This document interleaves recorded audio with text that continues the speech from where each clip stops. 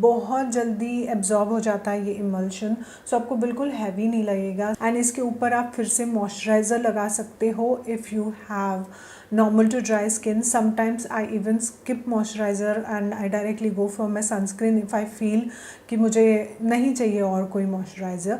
But sometimes I go for the light moisturization also because gel like अगर moisturizer है so I can use that. But heavy moisturizers मैं नहीं use करती हूँ because I have oily to combination skin. But you can totally use it if you have normal to dry skin, and then again you can apply sunscreen.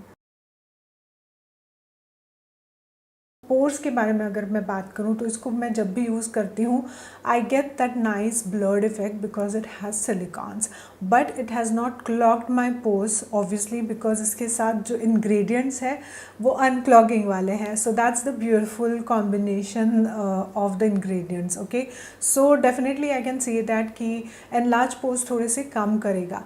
Now I don't have much pores visible, but यहाँ पे बहुत visible होते हैं जो मुझे कम लगते हैं इसको लगाने के बाद. थोड़ा सा ब्लर्ड इफेक्ट जैसे कोई प्राइमर लगाता है ना, उस तरह से.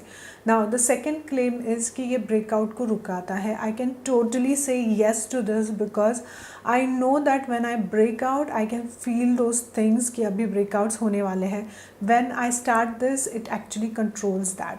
After that when I have breakout and when I use it उसका रेडनेस कम होता है. So active acne you will still see. Okay, it's not that कि ये एक्ने को एकदम कम करेगा, बट जो रेडनेस है वो कम करेगा. Now for active acne you can use this targeted blemish control जो एक्ने को बिठाता है.